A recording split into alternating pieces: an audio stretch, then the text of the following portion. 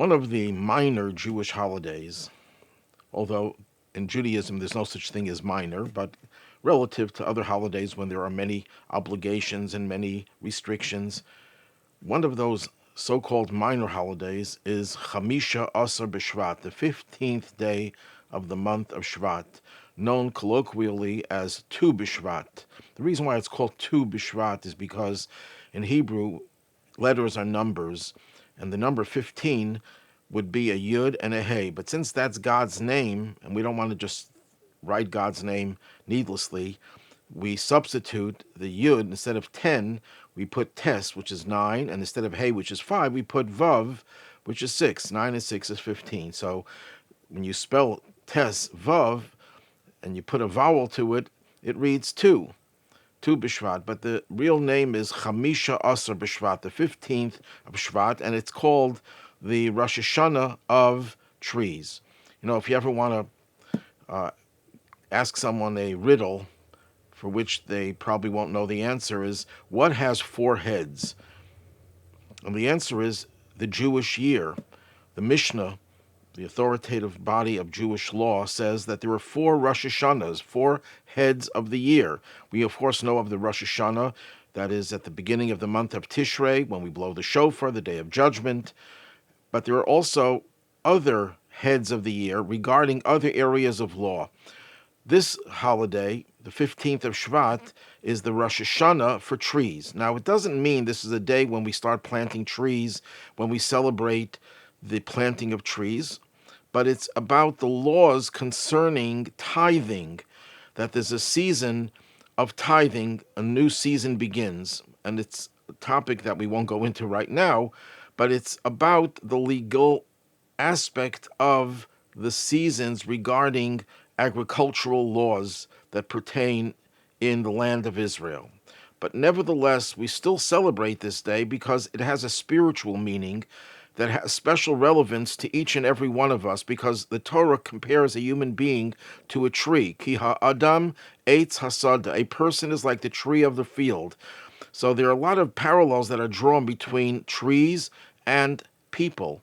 And when we delve more deeply into these parallels, it teaches us lessons on how to live our lives.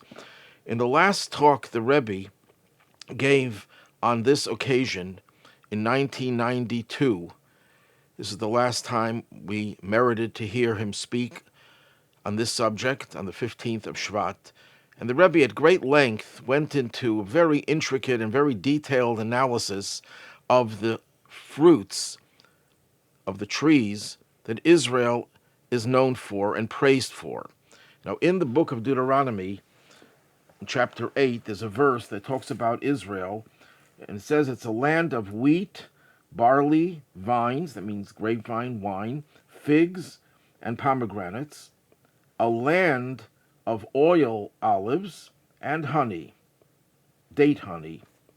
So you have 7 species over here, although we focus primarily on the 5 fruits, beginning with the vines, grapes or wine, and figs, pomegranates, olives, and date honey, dates. Nevertheless, these 7 are highlighted here, which includes wheat and barley. And it has to teach us something about the wheat and barley and grapes and all the other fruits within ourselves. And very briefly, I'm going to summarize some of what the Rebbe says over there. When we talk about wheat and barley are 2 types of grains, and the Talmud says that in those days, wheat was used only for humans, for human consumption. They wouldn't feed animals with wheat. Barley was for animals, primarily.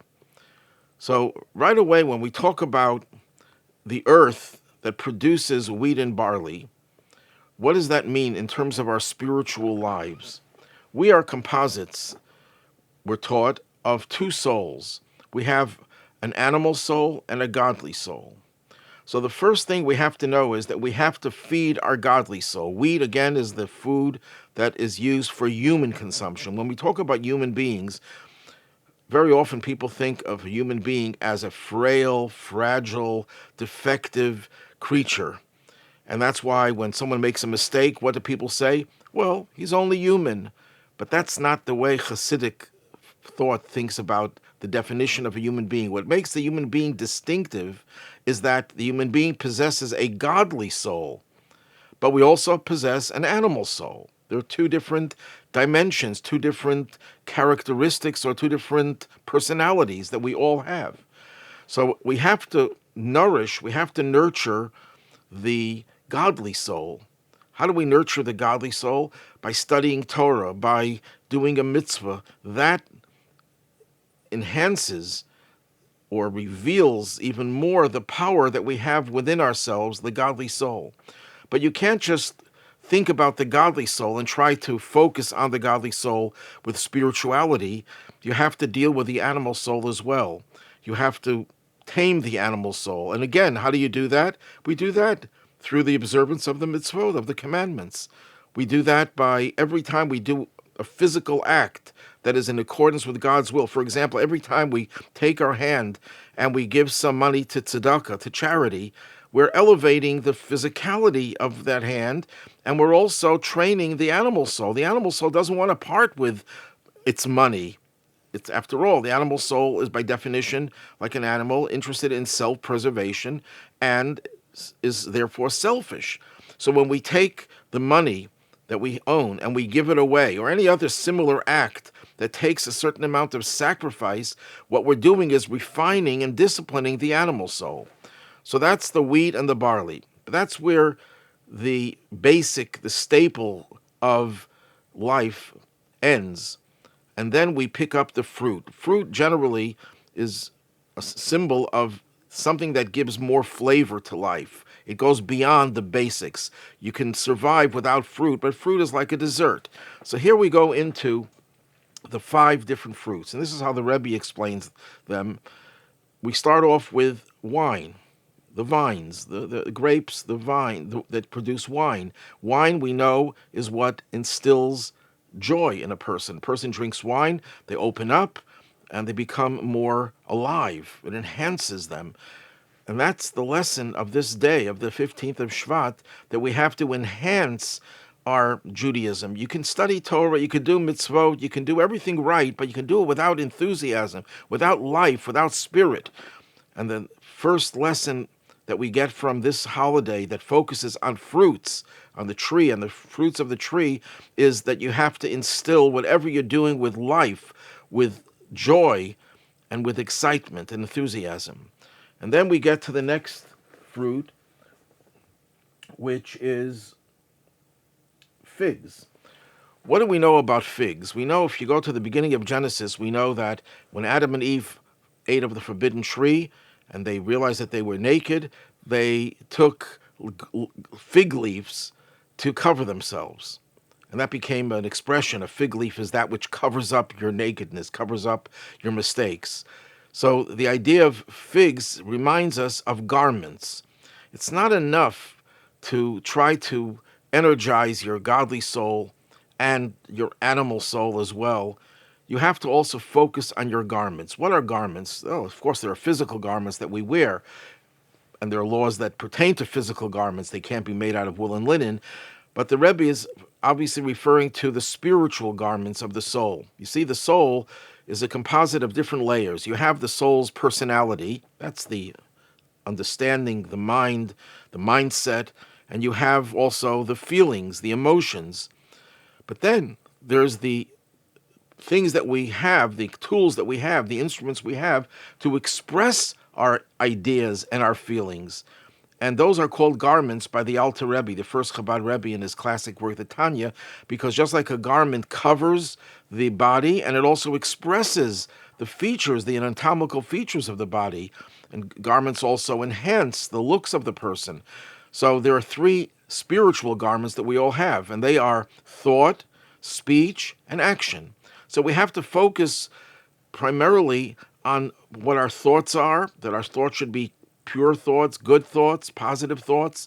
Our speech should be refined and used for the right things, for prayer, for study of Torah, and action, fulfillment of the commandments. So we have to work on conditioning our garments, which are outside of our real personality, because you could speak words that are holy, that are not consistent with your personality, and conversely, you could speak words that are very vulgar, which is really not at odds with our true personality. So you have to focus on the garments. That's what the figs symbolize. The next fruit is the pomegranates. The pomegranates are said to be symbolic of the various mitzvahs that we do, and even if we are not so observant and we don't think of ourselves as being so holy, we are filled with mitzvahs like a pomegranate is filled with seeds. The Talmud makes this point that even the sinners of Israel are filled with mitzvahs, with good deeds, observances of God's commandments, the way a pomegranate is filled with seeds. It's one of the most seed-filled fruits, and actually the seeds are the fruit itself. We don't throw out the seeds are the fruit, which means that deep down, every one of us has filled with mitzvahs, and we have to pursue that approach of finding ways of doing mitzvahs. You see, there are people who are very good in certain areas, but they don't focus too much on other areas because they specialize in one area to the neglect of other areas. Judaism is not about just specializing. You know, you have sometimes professionals that specialize in one area, and they really couldn't give you too much information about all the other areas. Judaism says, no, you have to do all these mitzvahs. You have to be filled with mitzvahs, like a pomegranate is filled with seeds. So these are the general challenges that we have before we go into the next word, which is eretz, the land. We're talking about now when things are normal, when we are living in the land of Israel in the days that we had the Beit HaMikdash, the Holy Temple. So then we have to work on our godly soul, on our animal soul, on our thought, speech, and action, and on the observance of the mitzvot in all of their details and in all directions. But then the Torah repeats the word, the land. It starts off with that Israel is a land of wheat and barley, vines, figs, and pomegranates. And then it repeats the word, a land again, a land of oil, olives, and date honey. So the Rebbe explains that the second occurrence of the word land refers to the challenges that we have when we're in exile. Not only when we are in the ultimate land, in the land of Israel, in a holy land, in a time when the temple was standing and God's presence was revealed, but we still have all those challenges, starting with working on energizing our godly soul and so on until we do all the commandments. But then when we go into exile, we have another challenge. The challenge is like an olive. Olive is bitter. It's not a sweet fruit. But what we do with an olive, when we crush it, the olive turns into oil that illuminates.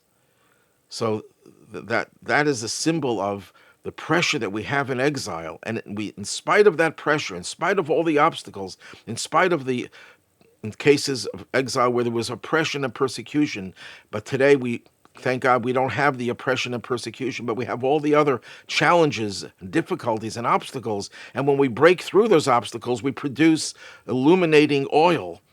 So we accomplish much more than what we accomplished in the days when we had the temple. And then we have the dates, the honey, dates produce honey, which is sweetness. Dates are a fruit that take a very long time to ripen, which symbolizes the struggles that we have in exile, where we have to work so much more in terms of time and effort, but ultimately it produces one of the sweetest fruits, if not the sweetest fruit. It brings about tremendous sweetness. So this holiday, though it may be referred to as a minor holiday, if you think about the lessons and the message of this holiday, it's one in which we focus on every aspect of our purpose in this world, starting off with nurturing the godly soul. But the godly soul is not really what needs the nurturing as much as the animal soul. And the animal soul itself doesn't need as much nurturing as the garments of the animal soul, because they're a little bit outside of the animal soul. And then we keep on going out further and further out of ourselves to refine the outside world by doing the mitzvot. Every time we do a mitzvah, we refine the environment. And then through the challenges of exile that we've endured for close to 2,000 years, this will produce the light that will illuminate the world in ways that are unprecedented and bring out the greatest and deepest sweetness. This is a holiday that doesn't have too many observances, but there are two very basic customs. One custom is something that we don't do. Normally, in our prayers, we ask God for forgiveness for our sins, but in holidays, we don't say those prayers called tachanun.